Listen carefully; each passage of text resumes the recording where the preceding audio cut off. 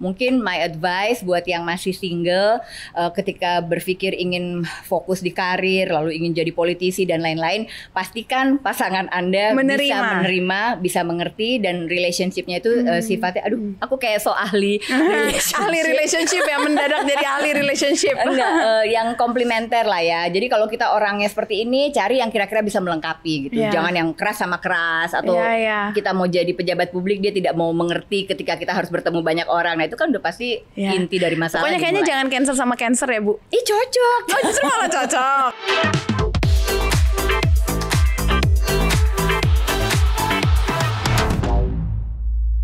Halo semuanya, selamat datang kembali di Top Woman Talk bersama saya Syafina Nasyar. Seperti biasa, kalau Top Woman Talk itu nggak mungkin saya akan berbicara sendiri. Saya akan menghadirkan sosok inspiratif.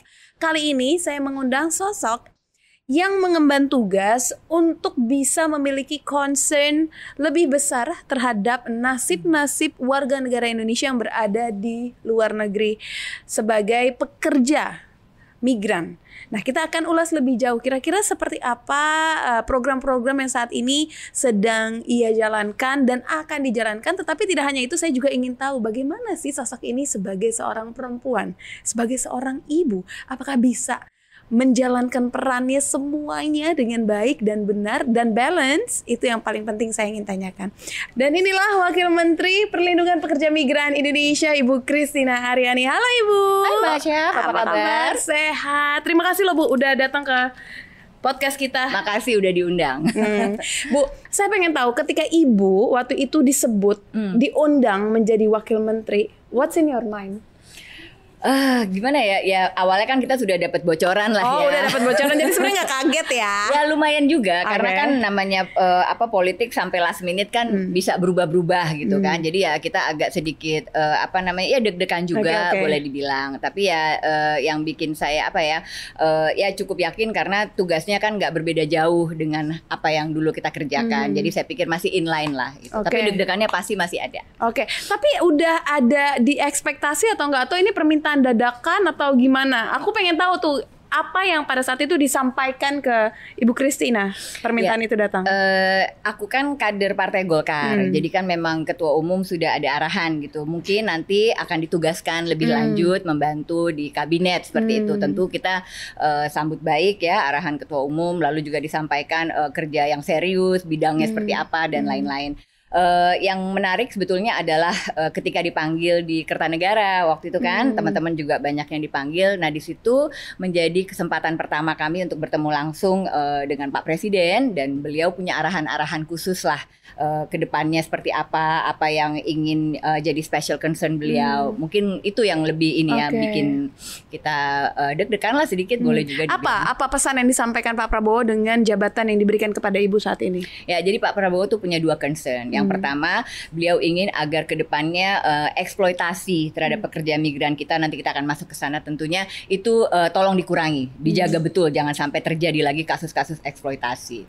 Lalu yang kedua, beliau punya keinginan agar sisi remitansi dari pekerja migran itu bisa ditingkatkan jumlahnya. Kelihatannya simple, dua hal aja, tapi itu kan sebetulnya kita bicara soal tata kelola ya. Nah itulah yang menjadi PR kami. Saya membantu Pak Menteri Karding untuk memastikan dalam beberapa bulan ke depan segala sesuatu infrastruktur itu semua bisa rapih agar apa yang diamanatkan Presiden bisa berjalan dengan baik ke depan. Apa memang yang masih menjadi tantangan terbesar untuk bisa mengatasi kasus-kasus migran-migran yang ada di Indonesia ini yang sudah Ibu jalani selama ini? Ya, jadi sebetulnya ini bukan sesuatu yang baru. Jadi dari tahun ke tahun itu selalu ada. Yang pertama adalah masih banyak pekerja migran kita yang berangkat tidak sesuai dengan prosedur. Pemerintah kan punya skema penempatan government to government. Lalu juga kita punya perusahaan pengiriman pekerja migran yang memang legitimate gitu ya. Legitimate. Nah, ini kan sebetulnya bisa menjadi sarana untuk berangkat ke luar negeri. Tapi sayangnya masih banyak, entah itu karena ketidaktahuan, entah itu karena informasi yang salah, atau karena ada peranan orang-orang juga yang memang sengaja merekrut pekerja-pekerja migran kita untuk kemudian berangkat secara ilegal lah, boleh dibilang ya, non prosedur gitu. Nah, kasus-kasus inilah yang kemudian kerap menjadi tantangan tantangan. Karena negara tidak tahu keberadaan mereka pergi mungkin sebagai turis atau mereka pergi tadi Mbak sudah angkat ya lewat jalur-jalur ya itulah hutan laut lah. Itu juga banyak kasus kadang-kadang kan tenggelam dan lain-lain atau mungkin lewat hutan, lewat jalan-jalan tikus kita sebutnya. Nah, seperti ini yang posisi mereka akan sangat rentan. Begitu mereka sampai di luar negeri, negara tidak tahu mereka di mana, ya kan? Ada juga kalau ini yang tidak paham bahasa dan lain-lain segala macam karena betul-betul dari daerah ya. Nah, ini jadi kesulitan tersendiri tentunya. Tapi memangnya apa jaminan yang diberikan dari negara kepada para pekerja migran ini? Kita punya Undang-Undang Pelindungan Pekerja Migran, Undang-Undang 18 tahun 2017. Itu sudah cukup bagus mengatur walau masih terbuka ruang untuk penyempurnaan tentunya dengan berjalannya waktu. Nah, negara hanya bisa mengirimkan pekerja migran ke negara lain, negara penempatan yang memenuhi 3 kriteria. Yang pertama, mereka punya aturan cukup untuk memastikan pelindungan pekerja migran yang datang. Yang kedua, mereka punya perjanjian bilateral dengan Indonesia di mana di situ kita atur betul ya apa-apa saja yang harus ada untuk memastikan pelindungan itu diberikan. Dan yang ketiga, mereka punya sistem jaminan sosial atau asuransi untuk melindungi pekerja migran. Nah, 3 ini pastinya kita pastikan ada ya ketika kita mengirimkan skema pemerintah to pemerintah misalnya. Tapi coba kayak kemarin baru saja di airport itu ada yang ternyata mau berangkat ke Erbil, ke Irak. Yang sedang jelas-jelas lagi situasinya konflik. Ya boro-boro mau melindungi pekerja migran kan. Nah, yang seperti inilah gitu yang harus terus akan menjadi tantangan karena keterbatasan dari resources. Kita tidak bisa jaga perbatasan kita yang 4.000 km lebih itu kan satu persatu. Nah, jadi ini akan selalu ada. Harapan Pak Menteri dan harapan saya juga tentunya mungkin dengan sosialisasi yang masif ya kita bekerja sama dengan kementerian dan lembaga lain bagaimana agar calon-calon pekerja migran ini tercerahkan sehingga dan migrasi itu harus dibuat mudah, aturan itu harus dibuat mudah sehingga orang tidak merasa ribet lah lewat jalur resmi, udah lewat ini aja gitu. Itu yang sedang kita upayakan. Nah, lantas program apa yang memang Ibu ciptakan untuk bisa melakukan sosialisasi ini benar-benar sampai ke pelosok? Karena kalau tadi kita berbicara sebelum on air ini, bahkan ketika ditawarkan para pelaku ataupun penggiat migran ini sudah ditawarkan uang sebelum mereka berjalan. Nah, gimana mereka nggak tertarik, Bu? Ya, jadi yang pertama informasi. Bagaimana informasi ini bisa sampai ke mereka. Sebetulnya peranan pemerintah daerah itu besar ya. Jadi mulai dari pemerintah provinsi, pemerintah kabupaten kota, dan yang paling utama titik terdepan itu adalah pemerintah desa. Kan sebelum pekerja migran ini pergi berangkat ke luar negeri, hijrah istilahnya ya, itu mereka akan mendapatkan surat rekomendasi dari pemerintah desanya lah ya. Nah, di situ kan bisa sebetulnya untuk diberikan pencerahan lah. Oke, ini mau kemana gitu. Ditanya oleh kalau berangkat seperti apa. Nah, tapi kadang-kadang ya itu tadi entah itu luput atau entah itu tidak terlalu diperhatikan kok bisa lolos akhirnya. Nah, kemarin kita juga baru bikin nota kesepahaman bersama dengan Kementerian Dalam Negeri, lalu juga dengan Kementerian Desa dan Kementerian Tenaga Kerja agar pemerintah desa, pemerintah kabupaten, kota hingga provinsi bisa berperan lebih menjalankan memang tugas yang selama ini sudah diatur dalam undang-undang, tapi mungkin karena keterbatasan mereka juga tidak berjalan dengan optimal. Itu tadi untuk mengawasi jangan sampai ada lagi rekrutmen ilegal, itu coba jumlahnya kita kurangi. Ada nggak, Bu, upaya dari pemerintah untuk bisa menjamin lebih baik lagi dari apa yang sudah diberikan sekarang untuk menjamin kesejahteraan, keamanan, perlindungan khususnya perempuan, apalagi para pekerja migran ini bahkan kita sebut sebagai pejuang devisa, artinya kan memiliki dampak yang besar sekali ke negara. Jadi salah satu hal baik ya yang melihat bahwa pemerintah Indonesia memang punya special concern soal pekerja migran. Lembaga yang tadinya badan BP2MI saat ini sudah bertransformasi menjadi kementerian. Nah, dengan transformasi ini otomatis ada tugas besar yang diberikan. Kalau dari sisi struktur saja kami punya 4 direktorat jenderal sekarang, mulai dari promosi dan pemanfaatan peluang kerja luar negeri, lalu ada juga penempatan untuk pemberangkatan ya, lalu ada juga pelindungan khusus 1 direktorat, dan yang terakhir adalah pemanfaatan pemberdayaan. Jadi bagaimana cerita-cerita tadi Mbak angkat cerita sukses ya, kita juga senang dengernya, dan itu banyak cerita sukses juga, bukan satu dua hal memang, bukan satu, tapi cerita sedihnya juga banyak. Nah, kita berpikir bagaimana agar mereka yang bekerja di luar negeri ini begitu pulang jangan jatuh susah lagi gitu, karena kan kesempatan di luar negeri itu sebetulnya kesempatan untuk mengumpulkan uang, untuk menabung. Berarti gimana mereka balik, mereka bisa melakukan usaha misalnya, berarti bangun rumah, nyekolahin anak, punya usaha kecil dan lain-lain. Jadi pelatihan-pelatihan soal kewirausahaan itu menjadi satu hal yang penting. Atau juga literasi keuangan, bagaimana uang yang sudah didapat di luar negeri ini bisa di-manage sedemikian rupa sehingga menghasilkan mungkin investasi, bangun rumah, beli tanah, bikin kebun dan lain-lain, mungkin beli bond atau apa ya. Nah, ini semua menjadi salah satu program-program yang akan dijalankan oleh Direktorat Jenderal Pemberdayaan. Oke, Bu, tapi saya wondering kalau misalkan kita sudah pergi sesuai dengan jalur yang seharusnya, tapi kita masih tetap dapat feedback kalau ternyata masih ada WNI-WNI kita yang tersiksa, masih ada WNI-WNI kita yang ternyata nasibnya kurang beruntung. Ini siapa yang memainkan peran besar di sini? Maksudnya siapa yang ada kesalahan di mana ini di sini artinya? Ya, oke. Jadi ambil contoh misalnya sudah berangkat sesuai prosedur nih, ya kan? Lalu di luar negeri ternyata mengalami permasalahan. Kami ini kan tangannya di Indonesia gitu. Kalau untuk di luar negeri kami bekerja sama atau menjadi domain dari teman-teman di Kementerian Luar Negeri. Sebetulnya kita sudah punya direktorat khusus untuk pelindungan WNI. Nah, tapi WNI ini ketika ada di luar negeri dia harus melapor. Ada aplikasinya, nggak ribet, tinggal melapor aja lewat aplikasi itu sehingga negara tahu betul keberadaan mereka ini di mana. Itu satu hal. Taruhlah tiba-tiba mungkin pemberi kerjanya berbeda dari yang lain-lain ya, melakukan apa-apa. Nah, ini negara akan selalu hadir, tinggal menghubungi hotline ya atau call center, ataupun juga misalnya sesuatu keadaan emergency, tinggal lari saja pergi ke KBRI, itu perlindungan akan langsung diberikan. Jadi memang udah ada mekanisme yang selama ini sudah berjalan. Aku kan tadi di Komisi 1 ya, jadi salah satu yang kita urus adalah soal permasalahan luar negeri, dan memang pelindungan WNI itu menjadi salah satu special concern saya lah selama 5 tahun di DPR. Tapi kalau misalkan Bu, penjaminan antara perempuan dan laki-laki ini ada pembedanya atau tidak? Maksudnya kan kalau kita perempuan tahu-tahu nyampe sana dalam kondisi hamil atau gimana? Seperti apa? Hamil ini kenapa? Nah, nggak tahu nih. Biasanya tahu-tahu kan, tahu-tahu ketemu pacarnya atau gimana jatuh cinta lalu hamil tapi statusnya masih WNI. Ini lucu Mbak angkat ini karena case ini kan banyak karena pernah kejadian ini Sobat Top Woman Talks. Pernah kejadian. Ini sebetulnya sedih ya kalau bicara kayak begini karena tapi kejadian banyak. Jadi di Malaysia itu banyak dari pekerja migran kita selain mereka bekerja sebagai domestic worker di rumah tangga, mereka juga bekerja di pabrik-pabrik. Nah, rupanya ya itu tadi kenalan dengan biasanya itu pekerja-pekerja dari Asian country lain lah, Bangladesh, Nepal kayak gitu. Lagi betul. Jatuh cinta dan lalu kemudian hamil. Nah, yang menjadi kasus sedih adalah ketika anak-anak itu kemudian ditinggalkan. Jadi banyak juga kasus-kasus melahirkan lalu anaknya ditinggalkan di rumah sakit dan lain-lain atau ya seperti itulah. Nah, ini kan bagaimana ya kita melakukan sosialisasi sebetulnya dari ke KBRI atau KJRI itu sering juga datang ke pabrik-pabrik ya. Saya juga kadang-kadang melakukan itu juga ketika di luar negeri untuk bilang hati-hati dan lain-lain gitu. Cuman ya tadi kalau udah bicara hati bagaimana Mbak? Oh iya kadang-kadang susah juga ya. Susah gitu ya. Cuman ya itu semoga kedepannya lebih inilah fokus lah ya.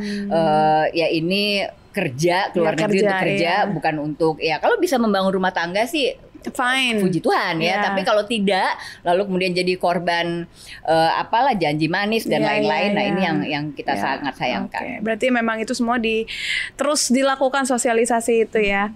Menarik sekali ini Bu Kristiani. Tapi berbicara tentang perempuan, pasti Ibu sering bertemu dengan banyak perempuan di luar sana yang bekerja dan bekerja dan Ibu pun sekarang bekerja sebagai wakil menteri, wakil kepala BP2MI. Gimana caranya Ibu bisa balance your life as a mother and also as a professional? Salah satu keuntungan perempuan sebetulnya adalah kita biasa multitasking, ya kan? Itu udah jadi apa ya? Ibu zodiaknya apa? Boleh potong dulu nggak? Ibu zodiaknya apa? Saya Cancer. Oh, Cancer. Aku Virgo. Kayaknya masih cocok ya. Masih cocok. Ya, jadi kita memang udah terbiasa multitasking, ya kan? Mulai dari ngurus domestik, ya kan, rumah dan lain-lain. Lalu juga kita kerja. Kadang-kadang kita juga sekolah lagi dan lain-lain. Tapi yang paling penting saya pikir adalah dukungan dari keluarga, ya kan?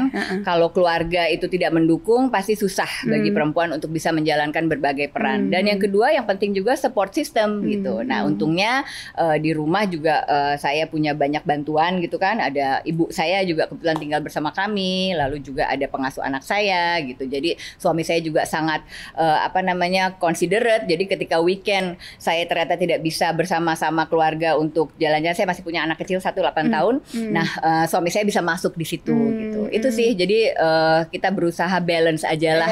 Dan ketika memang ada waktunya untuk istirahat, untuk bersama keluarga, ya kita manfaatkan betul gitu. Oke. Tapi masa iya sih Bu, nggak ada tantangannya? Nggak ada kesulitannya bagi waktu kah? Atau tantangannya ada pasti. Ya ketika kayak misalnya tiap hari kita harus lembur gitu ya sampai malam, terus besok pagi kita mesti bangun lagi, ya pasti kan agak capek gitu kan. Tapi ya so far sih masih manageable. Tapi kalau saya boleh angkat, karena saya politisi ya Mbak ya, jadi being a politician itu juga punya tantangan tersendiri ketika kita punya pasangan yang tidak mau atau kurang menerima. Nah, jadi itu suka banyak tantangan. Jadi mungkin my advice buat yang masih single, ketika berpikir ingin fokus di karir, lalu ingin jadi politisi dan lain-lain, pastikan pasangan Anda bisa menerima, bisa mengerti, dan relationship-nya itu sifatnya, aku kayak ahli relationship. Ahli relationship ya, mendadak jadi ahli relationship. Enggak, yang komplementer lah ya. Jadi kalau kita orangnya seperti ini, cari yang kira-kira bisa melengkapi gitu. Jangan yang keras sama keras, atau kita mau jadi pejabat publik dia tidak mau mengerti ketika kita harus bertemu banyak orang. Nah, itu kan udah pasti inti dari masalah. Pokoknya kayaknya jangan cancer sama cancer ya Bu. Ih, cocok. Oh, justru malah cocok. Oh gitu. Cocok, karena kan sama-sama ini gitu. Cancer sama Leo, nah itu mungkin gue. Oh iya, susah. Jangan, satu lagi garang banget. Tapi Bu, gini, kalau tadi Ibu bilang sosok politicians mencari pasangan, tapi saya malah justru kepikiran satu hal. Politician ini kan juga sering pointing out, so many people pointing out of you gitu kan. Gimana caranya Ibu manage keluarga Ibu? Don't worry, this is just my job. Mungkin banyak orang yang nggak ngomong selalu baik tentang Ibu. Banyak juga yang kasih kritik, kasih hal something. Then what do you say to your family? Ya, untungnya mereka mengerti kan, keluarga kita kan pasti tahu kita lah ya, pasti kenal kita orangnya seperti apa. Itu kan nggak sulit untuk melihatnya. Lalu kita juga punya track record selama ini kita seperti apa dan lain-lain. Jadi kalau keluarga sih aku nggak merasa khawatir ya. Justru mereka support ketika kita pasti adalah waktu-waktunya kita merasa down ya. Nah, itu justru keluarga lah tempat kita bisa curhat tanpa ada barrier, tanpa ada kekhawatiran penilaian seperti apa gitu. We can be vulnerable with our family, dan it's okay gitu. Karena justru mereka menjadi sumber kekuatan. Mereka memberikan kita dorongan, motivasi. Kayak ibu saya itu kan sangat ini ya, kita biasa tiap pagi pasti ngopi subuh sembari ya curhat, cerita dan lain-lain, dan beliau selalu bisa memberikan saya support, kekuatan gitu yang memang saya perlukan untuk bertarung di luar. Anak Ibu berarti kan waktu Ibu di DPR dari anak Ibu umur 3 tahun. Iya kan? Sekarang udah 8 tahun. Ketika Ibu di DPR, sekarang ada di menteri, anak Ibu sempat ngomong nggak, "Kok Mama kerja terus sih?" Pernah nggak kayak gitu? Enggak ya, untungnya karena anak saya juga ngikutin gitu ya, dan dia seneng gitu kalau misalnya contoh misalnya kita lagi masuk TV atau itu ada mama gitu ya, dia senang aja gitu karena dia tahu apa yang kita kerjakan, dan saya juga memperkenalkan kan, this is what I do. Saya kan dulu banyak sekali keluar negerinya Mbak ketika saya di DPR gitu kan, karena kita membidangi luar negeri, lalu daerah pemilihan saya juga luar negeri. Jadi within 3 years itu mungkin saya ke 41 negara. Jadi saya sungguh paham, sebetulnya cukup paham lah ya, cukup paham permasalahan yang dihadapi WNI kita di luar negeri. Sehingga ketika saya sekarang bergabung dengan kementerian, ditugaskan di sini, otomatis I have my view gitu kan, what needs to be done, apa yang selama ini terjadi dan mungkin bisa kita perbaiki, yang mana hopefully bergunalah untuk tugas saya. Problem with family nggak ada untungnya. Tapi ya itu ketika besok terima rapot ya harus kita yang datang. Iya, tetap harus Ibu yang datang. Kita jalankan. Ketika mereka pentas misalnya dia pengen kita lihat, ya kita harus make sure kita ada di situ. Dan itu masuk ke dalam jadwal Ibu dalam 1 hari berarti. Harus ya. Tiap hari kan dia pentas. Iya memang paling nggak dalam 1 hari itu harus ada. Ya, mengunjungi anak pentas, mengunjungi ambil rapot, itu pasti harus ada dong. Ketika itu ada momennya untuk, maksudnya memang jadwalnya ya pasti kita lakukan. Tapi kan tiap pagi kayak gini saya punya me time with my daughter gitu kan, ya entah dia di tempat tidur kita datang pagi-pagi, cuddling dan lain-lain, cerita-cerita, nanya itu pasti ada, entah pagi atau malam. Oke, me time with your daughter, tapi me time dengan teman-teman sesama ladies atau sesama vice minister yang ada grupnya itu katanya gitu. Nah itu ini gimana? yang akhirnya terpaksa mesti dikorbankan karena namanya perempuan kan senang ke salon ya Mbak ya, mungkin ya untuk treatment apa-apa. Saya nggak pernah nyalon gitu, jadi saya hanya ke salon untuk potong rambut 3 bulan sekali gitu. Nah itu salah satu yang kita harus adjust ya. Lalu dengan teman-teman juga nggak mungkin lah waktunya terlalu banyak lagi. Ya coba kalau ada waktunya pas jadwalnya, karena mereka semua juga sibuk kan, ya kita lakukan. Kalau enggak ya lewat WA aja lah. Ya udahlah ya, gitu aja, kirim-kiriman stiker ya, kirim-kiriman stiker, link-link belanja. Oke, Bu, karena menyinggung tentang anak, menyinggung Ibu juga udah pergi ke banyak negara. Saya ini terpapar sekali dengan banyaknya informasi di Instagram, TikTok yang menunjukkan bahwa bekerja di luar negeri itu lebih mudah. Cari kerjanya mudah, nyari duitnya gampang, izin tinggalnya gampang. Itu banyak banget infonya. Akhirnya sekarang anak muda berbondong-bondong ingin kerja di luar negeri. What's your point of view? Ya pastinya tidak seindah itu ya ceritanya. Jadi namanya sebagai migrant worker datang ke satu negara kan pasti ada restriksi, ada persyaratan yang mesti dipenuhi gitu. Cuman ya itu mungkin kadang-kadang beritanya ini dikemas sedemikian rupa ya untuk menarik ya kan. Saya berikan contoh, ada beberapa negara. Jadi kita harus bedakan. Misalnya kalau dengan Australia kan sekarang ada special working condition dengan visa yang bisa libur sembari bekerja. Nah itu mungkin proper karena kan imigrasi kita juga ikut di situ, pemerintah Australia juga ikut di situ, programnya sudah didesain sedemikian rupa. Tapi kalau misalnya ada, saya temukan juga di Inggris waktu itu metik buah Mbak. Jadi memang katanya gajinya besar dan segala-gala, lalu kemudian berangkat ke sana.